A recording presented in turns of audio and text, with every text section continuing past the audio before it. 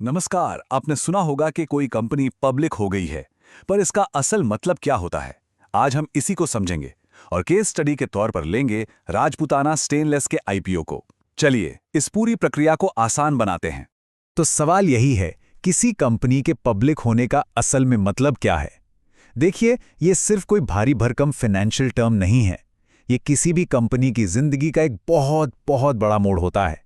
एक ऐसा पल जो उसकी ग्रोथ और उसके भविष्य की पूरी कहानी बदल सकता है। और यहीं पर एंट्री होती है आईपीओ की, यानी इनिशियल पब्लिक ऑफरिंग। आसान भाषा में समझिए, ये ऐसा है जैसे कंपनी पहली बार अपने छोटे छोटे हिस्से, जिन्हें हम शेयर्स कहते हैं, आम लोगों को बेच रही है।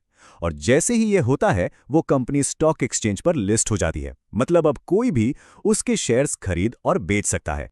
इस पूरी बात को और अच्छे से समझने के लिए क्यों ना एक असली दुनिया का एग्जाम्पल देखें। चलिए आज की हमारी केस स्टडी पर फोकस करते हैं, राजपूताना स्टेनलेस। ये स्टील इंडस्ट्री का एक बड़ा नाम है जो हाल ही में अपना आईपीओ लेकर आई है। देखिए, राजपूताना स्टेनलेस कोई ऐसी वैसी स्टील कंपनी नहीं है। ये देश के सबसे बड़े स्पेशल स्टील मैन्युफैक्चरर्स में से एक है। और इनका मोटो, इन स्टील वी ट्रस्ट, सिर्फ एक टैगलाइन नहीं है।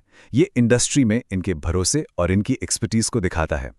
और हाँ, ये कोई नई कंपनी नहीं है। इन्हें इस फील्ड में 30 साल से भी ज्यादा हो चुके हैं। सोचिए, 3 दशकों का अनुभव। यही लंबा सफर इन्हें स्टील इंडस्ट्री में एक भरोसेमंद और जमा जमाया नाम बनाता है। इनकी ग्रोथ की कहानी भी काफी दिलचस्प है।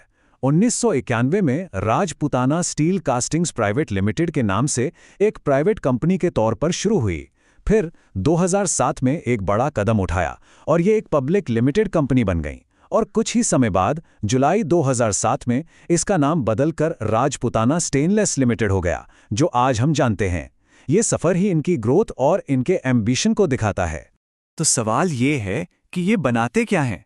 असल में इनकी प्रोडक्ट रेंज काफ़ी बड़ी है। बिलेट्स, फोर्जिंग इनगॉट्स, अलग अलग तरह के round bars, square bars, wire rods, flat bars और आरसीएस तक। मतलब इनके प्रोडक्ट्स कई अलग अलग इंडस्ट्रीज की रीढ़ हैं, और ये इनकी मैन्युफैक्चरिंग कैपेबिलिटी को भी दिखाता है। अब जरा इनके फाइनेंस पर एक नजर डालते हैं। आंकड़े काफी कुछ बताते हैं। पिछले कुछ सालों को देखें तो फाइनेंशियल ईयर 2023 में 947 करोड़, 2024 में 909 करोड़ और 2025 में 932 करोड़ का रेवेन्यू। मतलब लगातार 900 करोड़ से ऊपर का रेवेन्यू। ये दिखाता है कि कंपनी का ऑपरेशनल स्केल कितना बड़ा है और मार्केट में इनकी पकड़ कितनी मजबूत है। चलिए अब सीधे इस आईपीओ के दिल में उतरते हैं, यानी कि इसके आंकड़ों पर। ये वो नंबर्स हैं जो किसी भी इन्वेस्टर के लिए कंपनी की वैल्यूएशन और ऑफर के स्ट्रक्चर को समझने के लिए बेहद जरूरी हैं। सबसे पहली और सबसे जरूरी चीज, प्राइस बैंड। कंपनी ने एक शेयर की कीमत 116 रुपए से 122 रुपए के बीच रखी है। इसका मतलब यह है कि जब इन्वेस्टर्स अप्लाई करेंगे तो वो इसी रेंज के अंदर अपनी बोली लगाएंगे कि वो एक शेयर के लिए कितना देना चाहते हैं। और हाँ, आप 1-2 शेयर नहीं खरीद सकते। आपको कम से कम 110 शेयरों का एक लॉट खरीदना होगा। अगर हम इसके हिसाब से देखें तो एक रिटेल इन्वेस्टर के लिए मिनिमम इन्वेस्टमेंट लगभग 13,500 रुपए के आसपास बैठता है, तो काफ़ी लोगों की पहुंच में है। और अगर पूरे आईपीओ की बात करें तो कंपनी का लक्ष्य करीब करीब 242 से 255 करोड़ रुपए जुटाने का है। ये साइज बताता है कि कंपनी अपने आने वाले प्लान्स को लेकर कितनी सीरियस है और मार्केट से कितनी बड़ी पूंजी उठाना चाहती है। जो भी इसमें दिलचस्पी रखते हैं उनके लिए ये तारीखें बहुत जरूरी हैं। कैलेंडर पर मार्क कर लीजिए। आईपीओ 9 मार्च 2026 को खुलेगा और 11 मार्च को बंद हो जाएगा। अलॉटमेंट 12 मार्च को होगा और सब ठीक रहा तो 16 मार्च को कंपनी स्टॉक मार्केट पर लिस्ट हो जाएगी।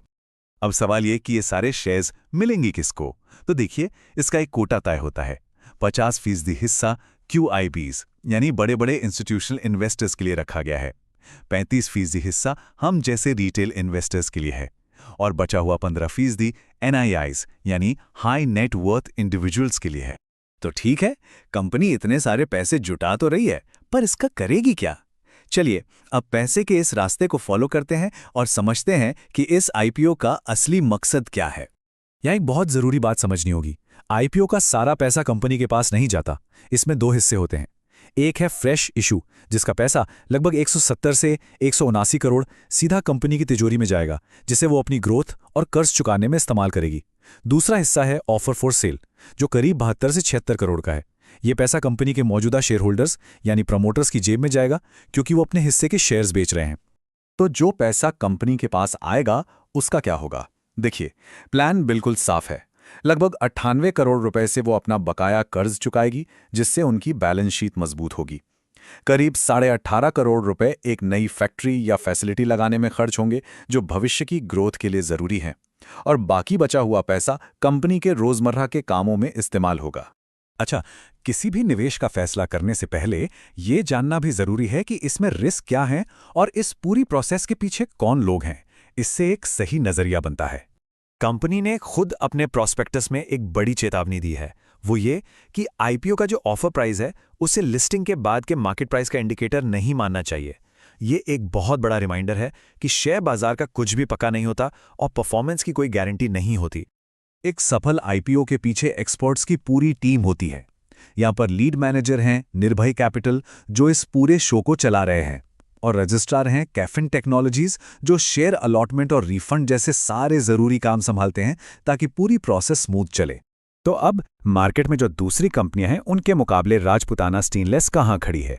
इसकी सही वैल्यूएशन और परफॉर्मेंस को समझने के लिए इसकी तुलना इसके साथ ही कंपनियों से करनी होगी जो पहले से लिस्टेड है। ये टेबल हमें एक अच्छी तस्वीर देती है। यहाँ राजपुताना स्टेनलेस की तुलना मंगलम वर्ल्ड वाइड और मुकुंद जैसी कंपनियों से की गई है। पीई रेशो देखिए, जो बताता है कि बाजार इसकी कमाई पर कितना दांव लगा रहा है, या फिर रिटर्न ऑन नेटवर्थ, जो इसकी प्रॉफिटेबिलिटी को दिखाता है। इन आंकड़ों से इंडस्ट्री में इनकी पोजीशन का बेहतर अंदाजा लगता है। और आखिर में हम इस सबसे बड़े सवाल पर आकर रुकते हैं। अब जबकि कंपनी के पास विस्तार के लिए पैसा है और कर्ज भी कम हो गया है, तो इस कंपैरेटिव स्टील मार्केट में राजपुताना स्टेनलेस अपना भविष्य कैसे बनाएगी? खैर, ये तो वक्त ही बताएगा, लेकिन एक बात साफ है, स्टेज सेट हो चुका है और अब कंपनी के परफॉर्मेंस का टाइम है।